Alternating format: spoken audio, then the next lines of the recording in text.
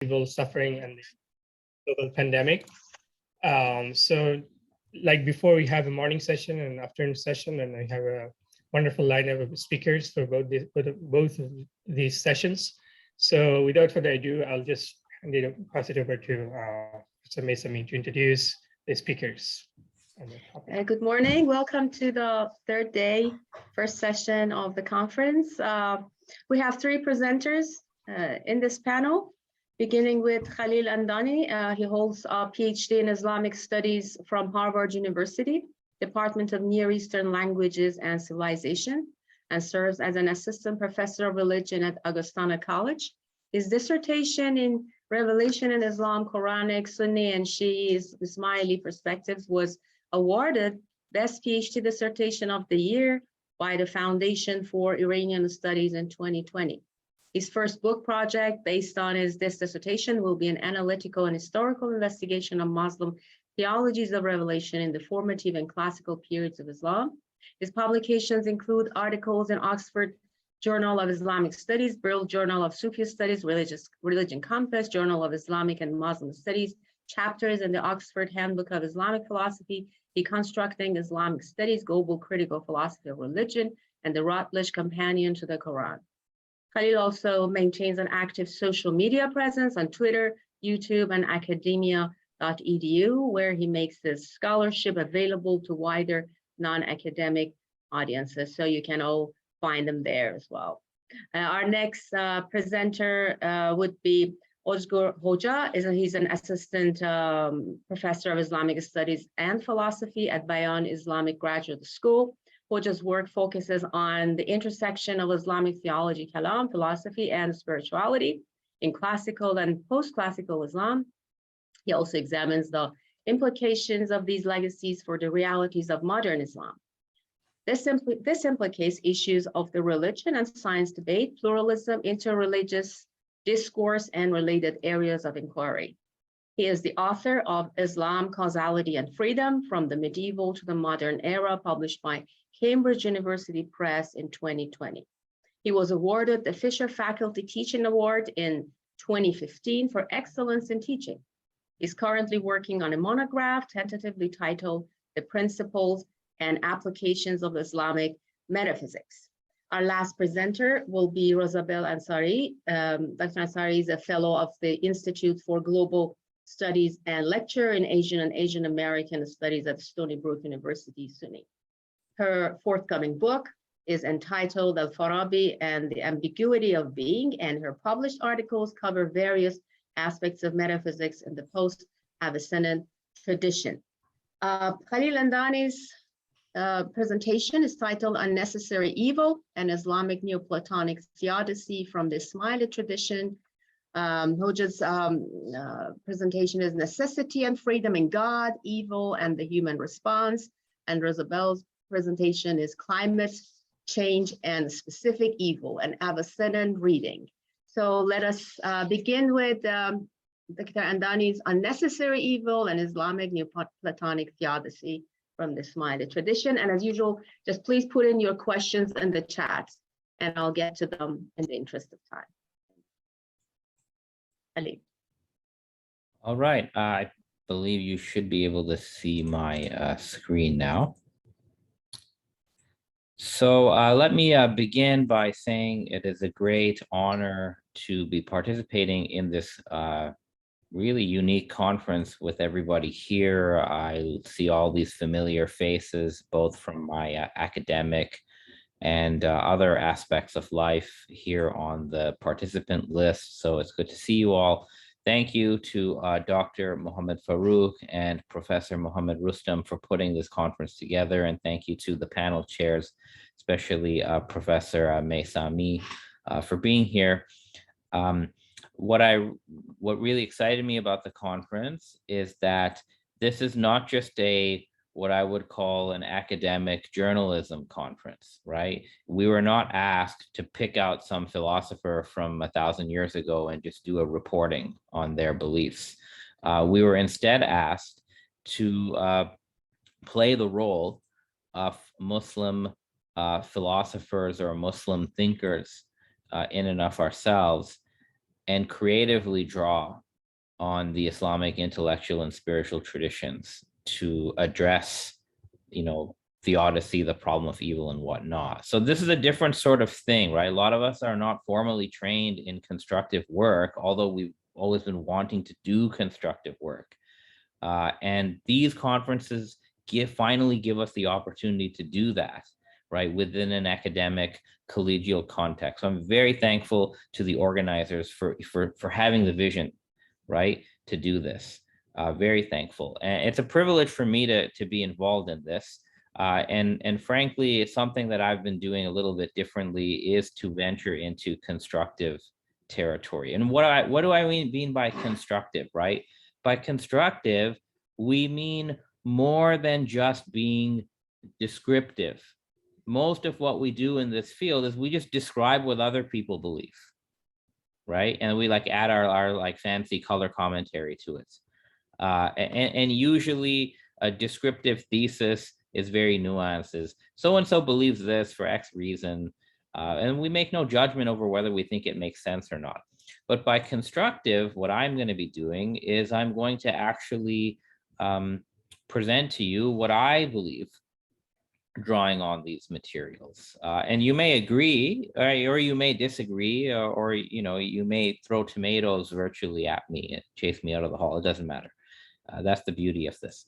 So what I decided to do is I looked at contemporary literature on theodicy, and what you often find is this classical sort of problem of evil that's presented in this way. What is a problem of evil? In summary, and this is not a very sophisticated presentation of it, but the problem of evil basically says that given the way the world is right now, right, or it has ever been, given the fact that evil does exist in our world, it seems to be impossible that God is all-powerful, all-knowing, and all-good simultaneously.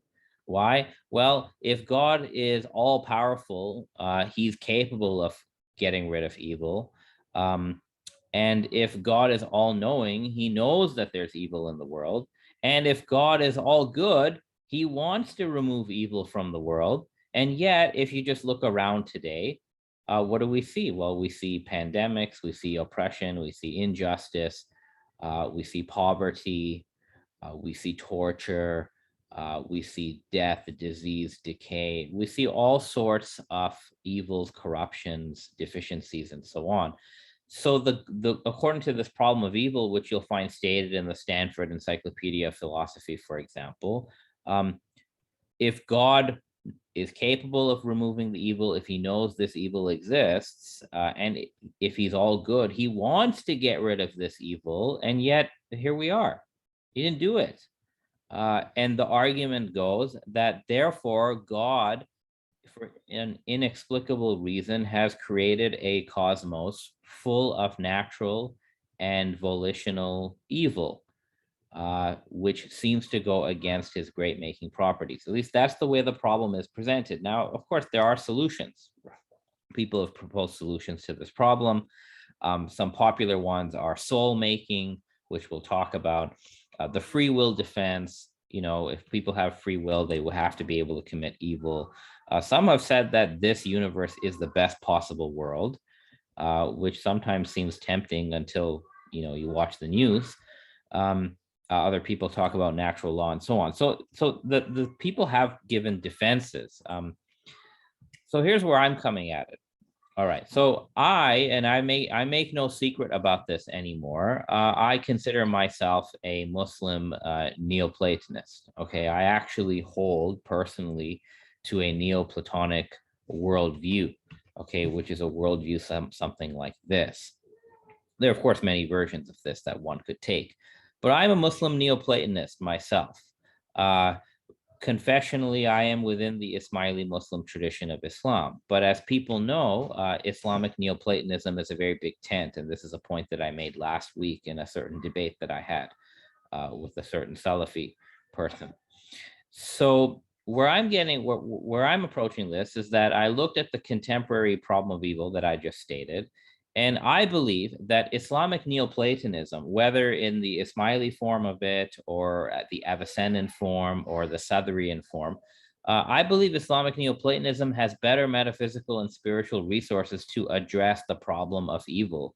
And it certainly has better resources than what we have heard from the Sunni Kalam tradition, the scholastic tradition of the Christian philosophers, as well as modern analytic theologies. That is my contention.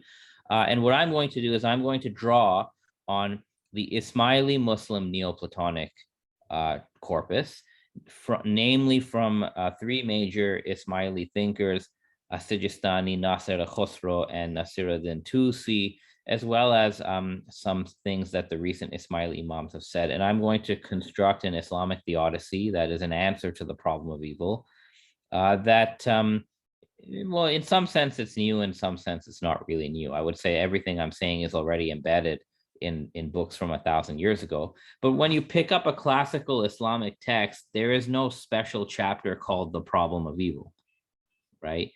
Because this was, it's been said by Dr. Nasser, Professor Nasser, and others that the problem of evil as we know it today was not like a central concern, it seems, for a lot of the Islamic philosophical tradition. Instead, they dealt with the similar question under the section of divine providence, for example. So in some sense, what I'm saying is not new. In another sense, it is new. All right, so let us address it then. So firstly, we need to ask, in Islamic Neoplatonism and in the Ismaili tradition generally, what is the notion of creation that we have? Already here, we have a partial answer to the problem of evil in its contemporary formulations. So the problem of evil today assumes that God directly created this physical universe with all of its imperfections. Many people, many theists just assume that is how things happen. God directly creates the physical, spatio-temporal, atomic universe that we live in, okay? In the Muslim Neoplatonic tradition, this is not accurate. Rather, in the Neoplatonic tradition, what God directly creates is not the physical universe. Rather, God directly creates a perfect creation. Now, drawing on the Ismaili tradition, let me just sketch this out, because this is already part of the solution to the problem of evil. So first, in the Ismaili tradition, like many other philosophical Sufi type traditions, God is absolutely simple. So God does not contain any multiplicity, okay? God does not contain real distinct attributes.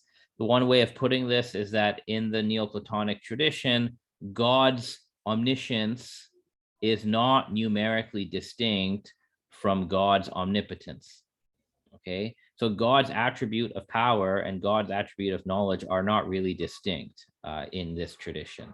In fact, God is absolutely simple reality, and you cannot really speak of God's power and God's knowledge as distinct attributes or distinct realities when you're talking about God. It's just a category error. So God is absolutely simple. And it follows logically from God's absolute simplicity that the action of God, okay, what comes from God, the creative action of God, the creative will of God, the divine action can only be one, okay? So from God, there only comes a single divine action, not multiple divine actions. If multiple divine actions issue from God, it would necessitate that there is multiplicity within the divine essence, but that's not possible, okay? If there was multiplicity within the divine essence would be composite. It would be composed of these multiple aspects, and whatever is composite is dependent on its parts for its subsistence or its existence. But because God is independent, right? Kul huwallahu ahad, Allahu samad, God is independent. The independence or the samadiyya of God completely precludes any multiplicity being in God. So if God is absolutely simple, then the direct action of God must be just one act, not many acts. Now, what is this direct action of God? Well, the Ismailis refer to God's action, his single action, as an act of will, okay? An act of will. And this act of will that issues from God, that proceeds from God or emanates from God, it is eternal, because God doesn't change. It's not like God shifts from not willing to willing. So God eternally is willing. And the act of will that comes from God is an eternal action. Furthermore, the Ismailis, as well as the Avicennians and the Southronians, maintain that the will of God, which is an action, is pure goodness. There's no deficiency in the will of God. It's the best act that there could be. And God's will, unlike our will, God's will does not look at a menu of options and then pick one thing from the menu. Rather, the will of God is essentially undivided and single. Okay, it must be necessarily directed toward pure goodness. Okay, so God's will is pure goodness. So we have God, and according to Abu Yaqub as-Sijistani, the Ismaili philosopher, God is called, he refers to God as the perfectly generous. Okay, this is not an attribute of essence, this is an attribute of action. Why is God called the perfectly generous? Because God's single act of will is perfect goodness. Okay, this is how Sijistani explains it. And it cannot be any other way. So in a sense, God's act of will, okay, which is his creative action, is necessary. It's necessitated by God's own essence. So God's act of will is pure goodness. And what this act of will brings into existence, because the act of will is pure goodness, what it produces is a perfect essence or a perfect substance. Okay, why does God produce a perfect substance? Because his action is perfect. If the action has no deficiency, then the result is something perfect. So God's act of will, which is eternal, produces a perfect substance. And what happens, and this gets a bit complicated in the text, but from what I've been able to gather, God's perfect action produces a perfect essence, and together the divine action and the substance that it produces, together they compose, or they produce, the first creation, which is the perfect creation. What is this perfect creation? The perfect creation is the conjunction of God's perfect will and a perfect substance that will brings into being. And together, the perfect will and the perfect essence constitute the first creation, which is called the first intellect within the Neoplatonic tradition. So the way Sijistani puts it is that God is perfectly generous. His will, which is his action, is perfectly good, perfect goodness, and therefore the first creation is a perfect creation. Okay, so this is the first point. And already we have actually dealt with one part of the problem of evil. Because in our solution to the problem of evil, God directly creates a perfectly good creation. There is no evil within the first intellect. The first intellect is the best substance, the best creation that could possibly be brought into being by God. And the first intellect is eternal, and it glows with goodness, you could say, okay, because it's been directly produced by God. So that's the sort of the first point, and it follows from the first point that the first intellect is wholly good and it has no evil. Okay, it's the very essence of goodness. It's perfect. It's a perfect creation. And because it's fully good and fully perfect, in the first intellect, there is no suffering. There is no sadness. We are told in many texts, the first intellect is eternally in a state of absolute bliss and happiness. Okay, so that's what we're dealing with. And this is sort of like a diagram of the first intellect that the Ismaili thinker Hamiduddin Kirmani has forwarded in his writing. The first intellect has all these attributes of perfection, and it is what God directly creates. And again, it's an eternal creation. So Abu Yaqub as-Sijistani talks about how in the first intellect there is no evil. Technically speaking, for Sijistani and the Ismailis, God, the originator, is above good and evil, okay? and good would be defined as the first creation. Okay, so the first intellect becomes the standard of what we consider to be good. Okay, when you say something is good, something is better, you're actually appealing, not perhaps unknowingly, to the first intellect. The first intellect is the standard setter for what is good. So it is pure goodness. Similarly, Nasser then Tusi tells us that absolute goodness is absolute perfection. The first intellect is absolute perfection. God can do no less than create absolute perfection. Therefore, the first intellect is absolute goodness. So this is where the concept of good comes from. Okay, it's rooted ontologically in this idea of the first intellect. So already here, the first response to the problem of evil is that God does not directly create evil. God directly creates pure goodness and nothing else. Okay, so we've already sort of we've already canceled out some of the contemporary problem of evil by this type of Neoplatonic understanding. Nevertheless, right, you're probably looking outside and you're probably are still seeing, evil or corruption or deficiency outside your window. So then the question is, well, okay, great. Why do we live in a universe where clearly there is evil if God only directly creates the first intellect? All right, so let's continue then. So the first intellect is a perfect creation, but the first intellect is not God. That has some impact on our cosmology.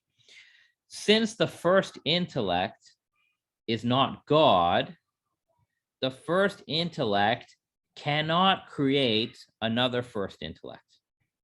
In other words, the perfect creation, because it is a creation, cannot make another perfect creation.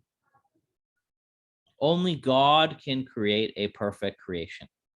So the first intellect does have creative power. It is productive, but because it is a creation, it is unable to make something exactly like itself. Okay, this is just a sort of metaphysical law. If the first intellect could create another creation that's exactly like itself, the first intellect would be God. It would be able to sustain its own existence independent of God. But the first intellect lacks ontological independence. The first intellect depends on God. Even though it's a perfect creation, it depends on God. So it does not have the power to make another first intellect. So the first intellect does create its own effect. It does do that. It has creative power, and it creates the best possible substance that it could make, which is not perfect. Okay. The first intellect creates something called the universal soul. And the universal soul is not perfect. Why? Because the first intellect does not have the power to create another perfect being. The universal soul is very close to perfection, but it's not perfect. The way the Ismailis talk about it is they say the universal soul is perfect in potentiality, but imperfect or deficient in actuality. Why? Because it is not the direct creation of God. It is the direct effect of the first intellect. Now, this is important to note because this is, metaphysically speaking, the root of evil, or what we call evil. Okay?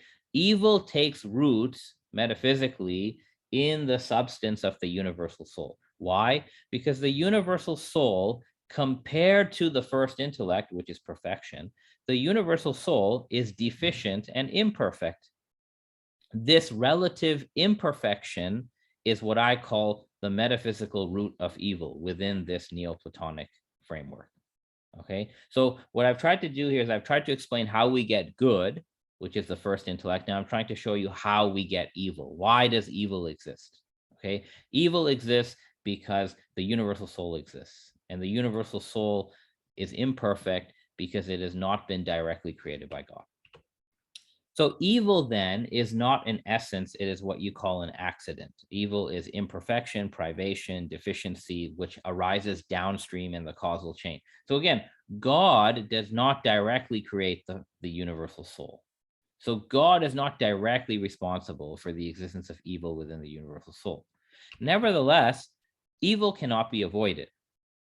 Okay, evil is unavoidable. If you're going to have a chain of causes and effects, because only God can make a perfect creation, any creation that is made by something other than God will contain imperfection, and you will therefore have evil. So evil is an accident that cannot be avoided within this framework. That's why there's evil. This is sort of similar to Professor Nasser's understanding, right? Which he does in a much more sort of simplified way. But the existence of evil in the sense of imperfection cannot be avoided, basically. So Tusi and other Ismailis they take this privative understanding of evil, right? Evil is not an essence. Evil is the absence of good. It's imperfection, it's deficiency, and so on. And that deficiency, what we call evil, first takes root in the universal soul. It does not take root in the first intellect. So let us continue then. So what happens? Well, in Ismaili cosmology, the universal soul recognizes that the first intellect is perfect, and that she, sometimes they use the feminine to talk about the universal soul. The universal soul also recognizes that she herself is imperfect. Okay, so the universal soul directly recognizes and confronts this relative evil within itself. Okay, it knows that, or she knows that she's imperfect. And that recognition is very important. There's a direct acknowledgement of imperfection on the part of the universal soul. What does that lead to?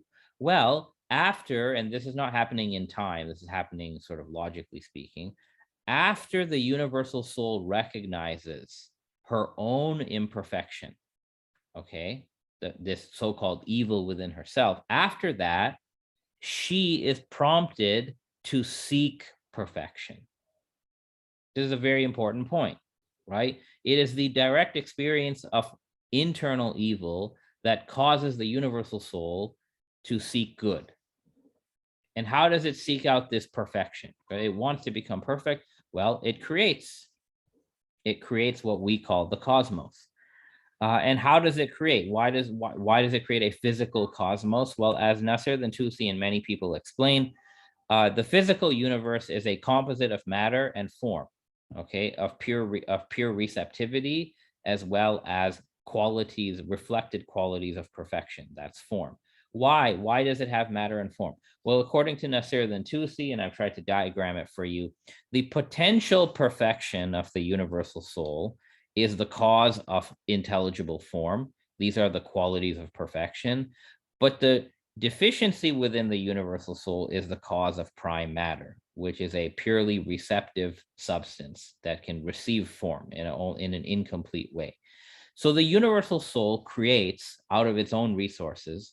And because the universal soul is a mixture of perfection and imperfection, the universe that we live in is a mixture of perfection and imperfection. In other words, the universe that we live in has good and evil, because the direct producer of our universe, namely the universal soul, is itself or herself a mixture of good and evil. That's why we have natural evil within our universe. This is why our universe is not perfect.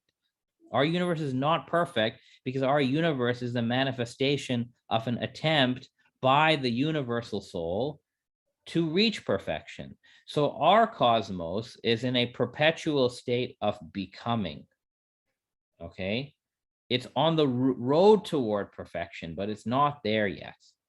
That's why there's natural evil. Now, our cosmos is the best possible world that the universal soul can create. Okay, it's the best. So to put it colloquially, the universal soul is really trying its best. Okay, this is the best that it can do.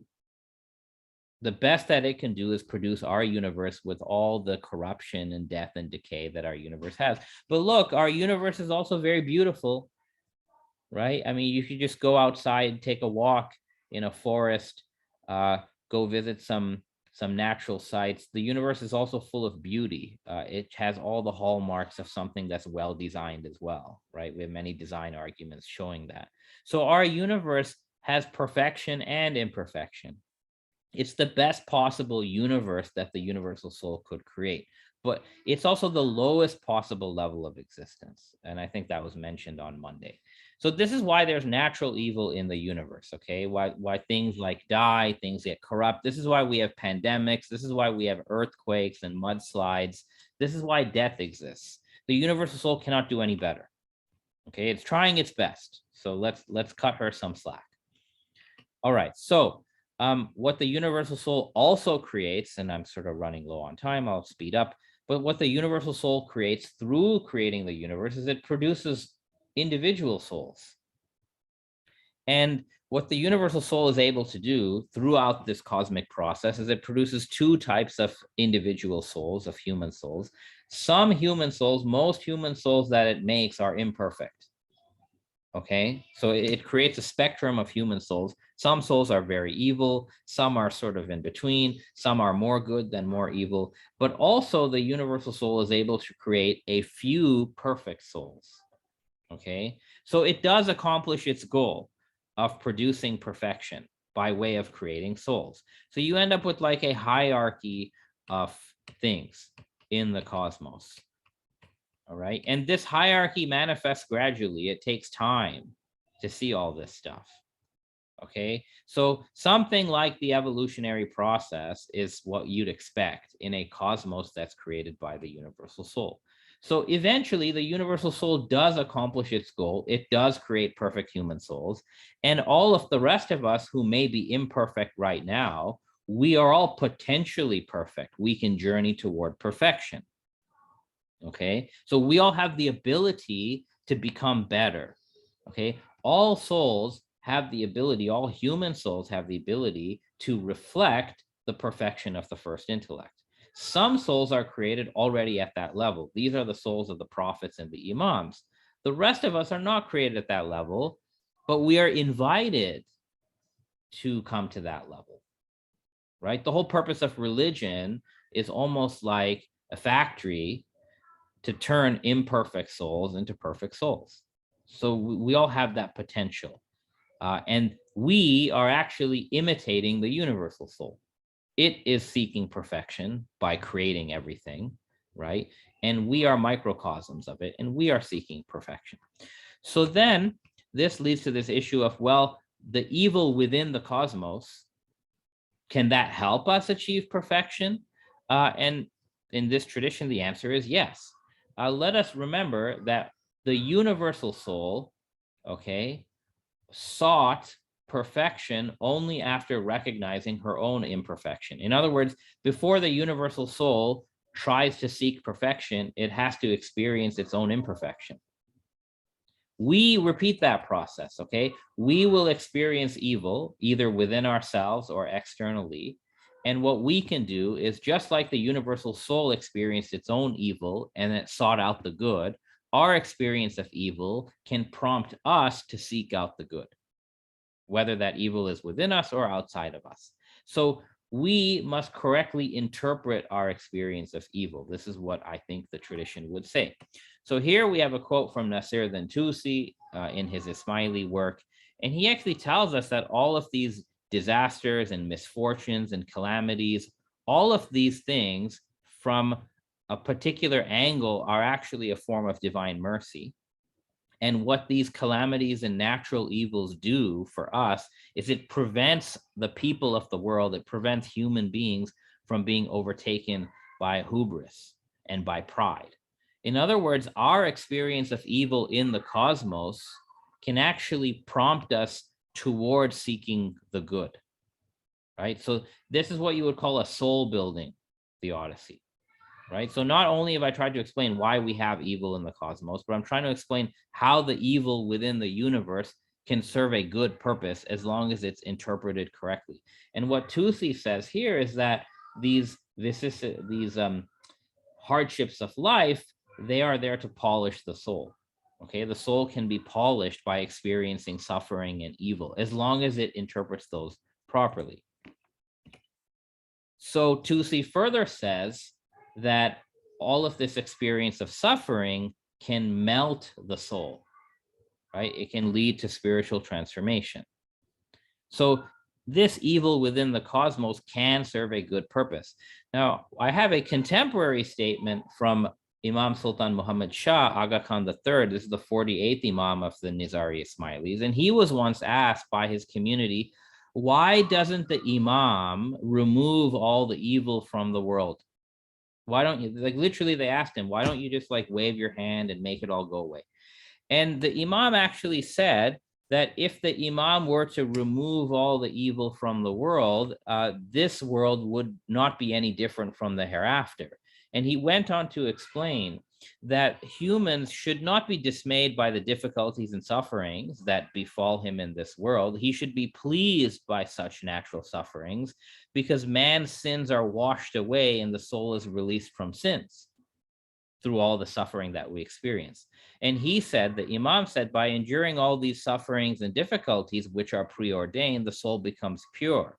Now, the Imam did say that there are some illnesses and some sufferings which come as a result of your own carelessness, okay? So some evil we just bring upon ourselves, right?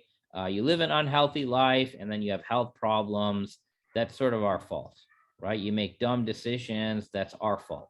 So the Imam of the time of the Ismailis has distinguished between what you could call cosmically ordained evil and evil due to human negligence. And he's saying that anything that is coming on you due to your carelessness, that is not going to wash your sins away. The final note I'll say is that Nasiruddin Tusi, 800 years ago, as well as Aga Khan III, the recent Ismaili Imam, they have also said that human beings should take an optimistic perspective toward existence. So according to Nasiruddin Tusi, and this is my last slide, the acts of God appear differently to each person depending on their spiritual level. So for one type of person, everything that happens in life, which is the act of God ultimately, is tyranny, okay? But for another type of person, everything that God does, everything that happens is justice. But for another type of person, everything that comes from God is a grace. And finally, for the person at the highest level, everything that comes from God is mercy, okay? So whether there really is evil in this world or not is also going to depend on your spiritual perspective. We have some contemporary advice given by Imam Sultan Muhammad Shah Aga Khan III, which this was written probably like 60, 70, 70 years ago, maybe more, but it reads a lot like what has become popular today in books by Eckhart Tolle and people like that. So what Aga Khan III has said is that you need to learn to desire the thing that happens and don't try to mold events to your desire. So he's saying, look, whatever happens, you just have to accept it now. You have to put yourself in harmony with the way things actually are. He has also said that if you're able to do this, you should seek communion with that eternal reality that I call Allah and you call God. So the twin problem of existence is to be entirely yourself and altogether at one with the eternal. How do you do that? By bringing yourself in harmony with the way things are. That's what the Imam is talking about. So what the Imam is basically saying is that once something has happened, it's already happened, right? He's not articulating a theology of passivity, but what he's saying is that once something has already happened to you, the best response is to interpret that happening as the best possible thing that could happen. That's what the Imam is saying here, right? So this is a orientation of acceptance, right? Of tawakkul, for example, of relying on God, of trusting on God, that look, whatever happened, it was the best thing that could have happened to me. And what I see happening here is that Aga Khan III is sort of translating a lot of this metaphysics that I've been talking about, right? This is the best possible world, but it's the lowest possible world. And nevertheless, it's still the best possible world. How do you translate that into a personal orientation toward reality? So let me conclude then very quickly. I've tried to produce a solution to the problem of evil, the contemporary problem of evil, by drawing on the Neoplatonic tradition. So I'll just go back to this earlier slide and summarize what I've done. So my first solution to the problem of evil was to say that in Islamic Neoplatonism, and I've used the Ismaili version, okay? But if you are a follower of Ibn Sina, you could do the same thing that I did. If you're a follower of Ibn Arabi, you could do the same thing that I did. If you follow Mullah Sadra, you could do the same thing. So within the Neoplatonic tradition, the first solution is that God directly created a perfect creation, the first intellect. God never directly created evil. So any charge that an all-knowing, all-good God has directly created evil goes out the window. Okay. And the second thing I said is that the existence of evil, which happens downstream, okay, it is a byproduct of there being any creation, but the existence of evil within the universal soul prompted the universal soul to seek out good. Okay. So evil, even though it exists, properly interpreted, evil should be the impetus or the occasion for someone or something to seek goodness. If that is true for the universal soul, it's also true for the individual soul. So the correct interpretation of evil as we experience it is that we accept that this is happening to us, and we recognize that evil is imperfection. And if imperfection exists, then perfection exists, and that we should strive to seek perfection after confronting imperfection.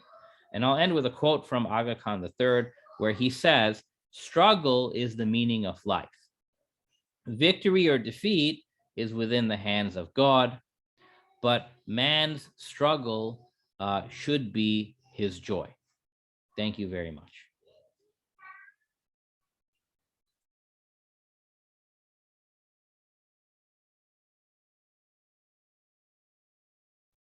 Okay, thank you. I was muted.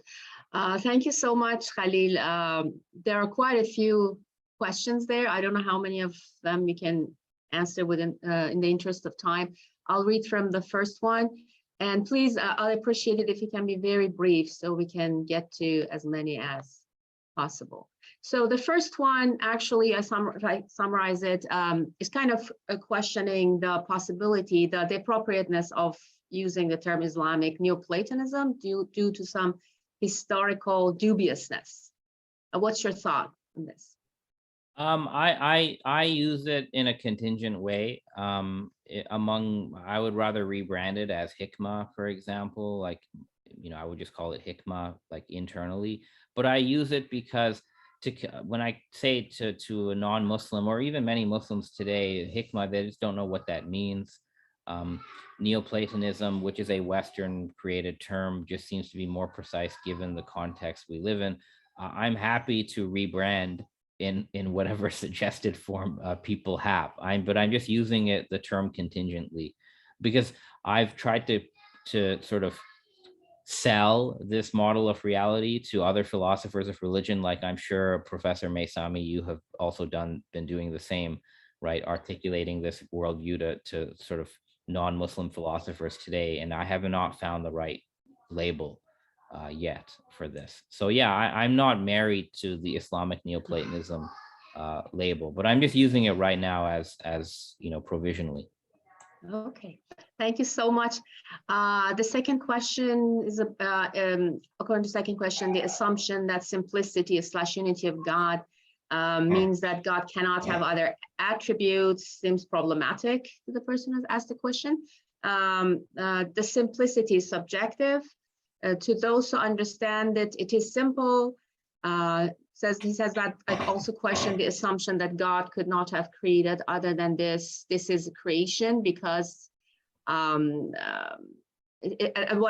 is going on, well, I can't have problem reading this line. Sure. It's a test according to the Quran, yes, that it is told in the Quran that it is for testing, and that is why there is evil and Satan. So what would you like to say? Sure. So, okay, I think firstly, there's some confusion over the term simplicity, okay? So I'm using simplicity the way philosophers of religion use the term. So simplicity here means the lack of any internal or external boundaries. That's what simplicity means here. So I don't mean simplicity in like the epistemic sense of, oh, this is so simple to understand. That's not what I'm talking about. I mean, God does not have any parts, right? There are no internal boundaries or parts or components or aspects within God. There is no real differentiation within God. This is what Tawheed is, as far as I understand it. And we can logically show that God must be simple. If God is not simple, it would mean that within God, there's one aspect, and then there's another aspect that are not identical. And then once you have that, you need to ask the question, these two non-identical aspects within God, are they both absolutely independent, or does one depend on the other, or are they both dependent on something else? If both these aspects within God are absolutely independent, then you actually have two absolutely independent realities, which is polytheism. If one of those aspects within God actually depends on the other, and the other is absolutely independent, then you have only one absolutely independent reality, and that's the true God, and that other aspect is not really God, it's a dependent reality. If you said both of these aspects within God, which are not identical, are both dependent on one another, then both of them depend on something beyond themselves, and that reality they depend on would be God. So we have rational arguments for why God is non-composite in this sense.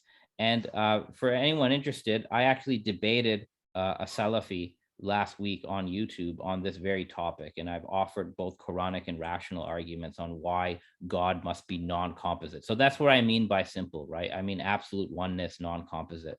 The rest of what you said here, God could not have created other than this.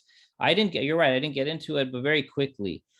Basically, if God is simple, within God, you don't have a menu of possible creations that he could do within God. If God is absolutely simple, there's only one creative possibility that God can do, which is what he actually did.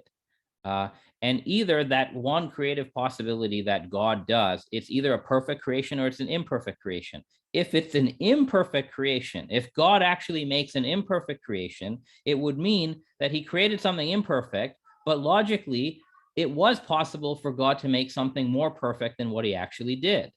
And yet he failed to create something more perfect. And if God fails to create something that is possible for him to create, then something prevented God from creating what he had the potential to do. And if something prevents God from creating what is most perfect, then there is a limitation on God, which we would have to reject. So because that's an absurdity, the only logical conclusion that I've come to is that God necessarily creates a perfect creation. I hope that addresses some of that. Thanks. Next question. I wonder how you address the traditional critique of Neoplatonic model of emanation as positing a God without will, a God from whom things emanate almost automatically. Okay, very good question. So it's not a God without will, it is a God without libertarian will, right? Libertarian will is a will that picks from a menu of choices, and it picks something for no prior reason or cause. Okay, that's libertarian will. A libertarian will is a divine will that is completely self-determined. It's not even affected by God's own essence. That's a libertarian type of will. Metaphysically, this leads to a ton of problems. It actually leads to brute contingency. So let's say you have a libertarian God and he could pick between A and B, okay? He could pick A or he can pick B. Now, a libertarian will would say God picked A, but he still could have picked B. And if you ask, why did God pick A instead of B? The answer would be just because. There's no reason for it. Now, in a libertarian God, God picking A is a contingent choice, okay? It's a contingent choice. It didn't have to happen. God picking B is a contingent choice. And if you ask, what is the cause for God contingently picking A libertarian model would say there is no cause. He just did it. We don't know why, but he just did it.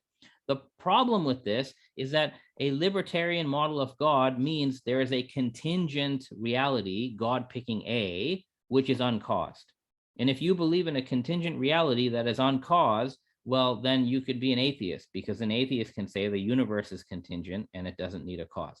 So if you reject brute contingency, the only model that you should take is a model of a divine will, where the divine will is determined by the divine essence.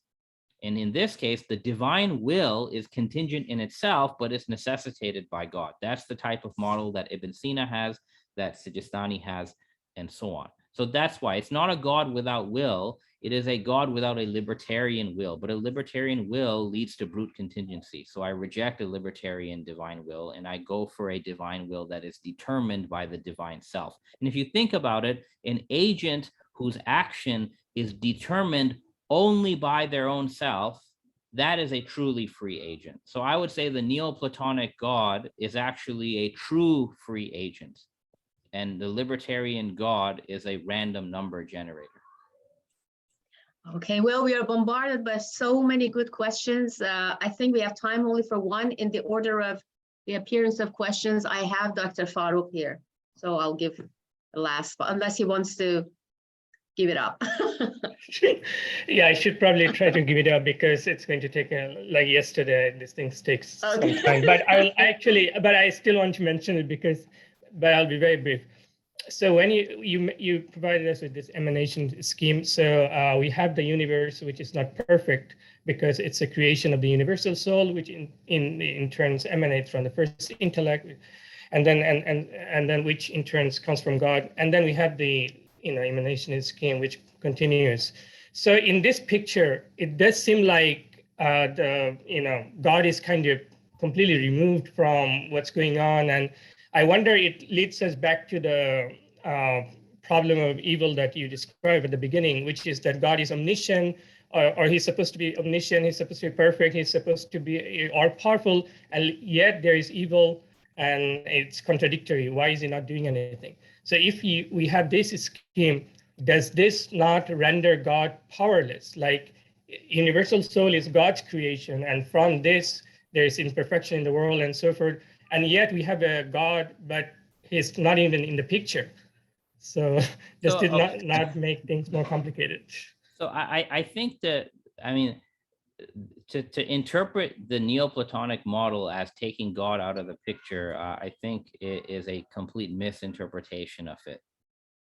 Because we need to remember that God, if the universal intellect is like a bright light bulb, and the universal soul is another light bulb, it's less bright, and the cosmos that we inhabit is a whole bunch of light bulbs which are less bright. Okay, in this model, God is the power source. Okay, and God's command, kun, is the electricity.